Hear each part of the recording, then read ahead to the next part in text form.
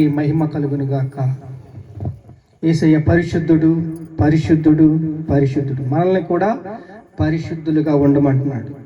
అబ్రీల్ రాసిన పత్రిక 3వ అధ్యాయము 5వ వచనం చదువుకున్నట్లయితే, మనమే దేవుని ఇల్లుగా ఉన్నాం. మోషే ఇల్లంతటిలో నమ్మకంగా ఉన్నాడు, కానీ యేసుక్రీస్తు ఆ నమ్మకాన్ని, యథార్థతను నిలబెట్టాడు. ఆయన మన హృదయంలో నివసిస్తున్నాడు. ఆయనలాగా మనం జీవించాలని దేవుడు అనుకుంటున్నాడు. అంటే వాగ్దానం చేసేసాడు. ఏమని?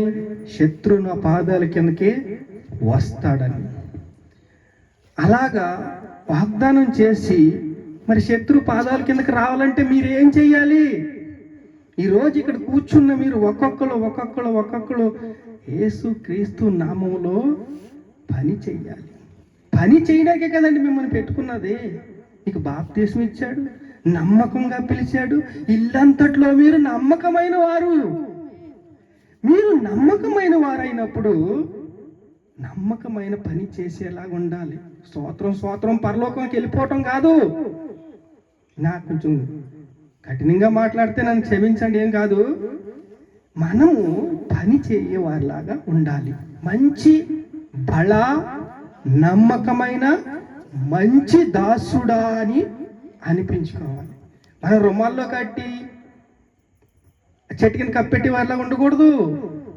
ఆశీర్వాదాలని మనం పలకాలి అంటే కీర్తన గ్రంథం 1వ అధ్యాయం 5వ వచనంలో, పాపులు సభలో నీతిమంతులు నిలవరంట. మనం ఎవరో నీతిమంతులు. యేసు రక్తంలో మనల్ని కడిగారు. యేసు రక్తముతో మనం కడగబడ్డాం. మనం నీతిమంతులు. మన నీతిమంతులు సభలో పాపలు నిలవరు. దయచేసి మీరు ఈ రోజు నుంచి ప్రార్థన చేసేవారిలాగా ఉండాలి. మీరందరూ ప్రార్థన చెయ్యాలి.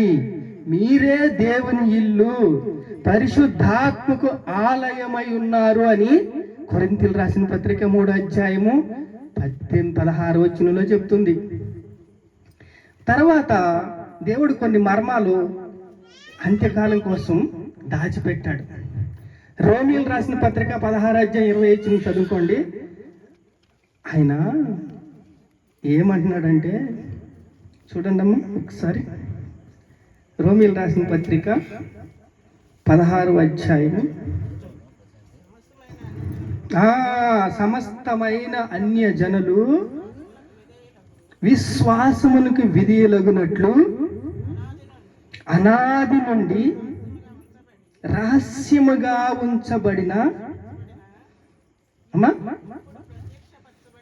ఇప్పుడు ప్రత్యక్షపరచబడిన మర్మము నిత్య దేవుని ఆజ్ఞ ప్రకారము, చాలమ్మా, నిత్య దేవుని ఆజ్ఞ ప్రకారము పవర్ మనకిచ్చాడు. సోల్జర్ లాగా మీరుండాలి. సైనికుల వలె మీరుండాలి. సైనికులు ఎప్పుడు కూడా పని చేసేవారిలాగా ఉండాలి. ఏంటి అయ్యా, యేసుక్రీస్తు నామములో ఈ భారతదేశాన్ని మాకు అప్పగించయ్యా. యేసుక్రీస్తు నామములో తండ్రి ఈ రేపల్లి పట్టణం మాకు ఇచ్చయ్యా. యేసుక్రీస్తు నామములో తండ్రి రక్షించయ్యా అని మీరు అడిగేవారిలాగా ఉండాలి. మీకు శక్తి ఉన్నది. దయచేసి చెప్తున్నా, మీకున్న శక్తి ఒక ఎమ్మెల్యేకి లేదండి, ఒక ఎంపీకి లేదండి, ఒక మినిస్టర్కి లేదండి, ఒక కలెక్టర్కి లేదండి. మీకు పవర్ ఉంది. మీరు దేవుని బిడ్డలు. దేవుని రాజ్యం మనకి ఇచ్చాడు. దేవుడు రాజ్యము మన మధ్యలో ఉన్నది. దేవుని రాజ్యం మన మధ్యలో ఉంది. దేవుని రాజ్యం కట్టబడాలంటే మీరు మంచి పనివారిగా ఉండాలి, నమ్మకమైన పనివారిగా ఉండాలి. అంటే మా కుటుంబాలు ఎలాగండి, ఎలా పోషించబడుతుంది? దాంట్లోనే మీకు ఆశీర్వాదం ఉన్నది. మీరు దేవుడి పని చేసినప్పుడు మీ ఆశీర్వాదాలు డోర్స్ ఓపెన్ అవుతాయి. మీ కుటుంబాలు క్షేమంగా కట్టబడతాయి. పడిపోయిన దావీదు గుడారాన్ని దేవుడు కడతాడంట. పడిపోయిన అనేక కుటుంబాలు ఈరోజు ముక్కలు అయిపోతున్నాయి. ఎవరికి చింత లేదే.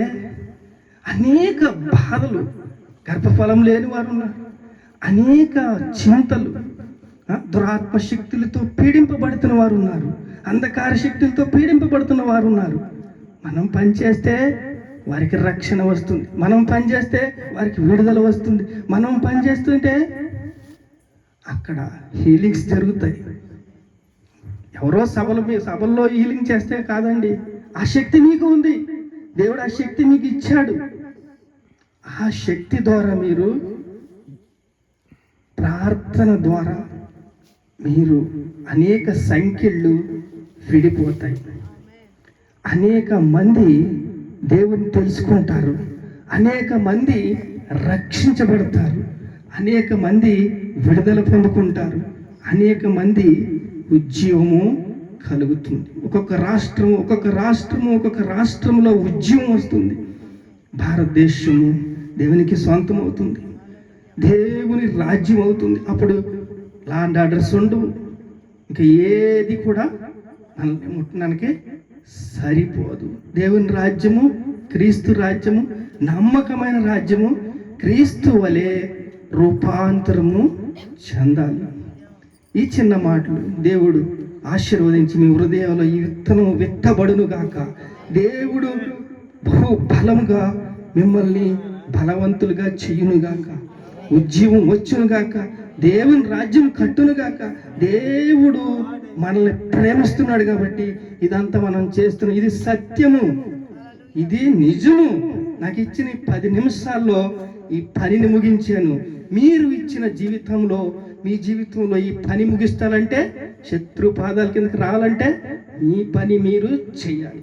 నా పని నేను చేశాను, ముగించాను. మీ పని కోసం దేవుడు చూస్తున్నాడు.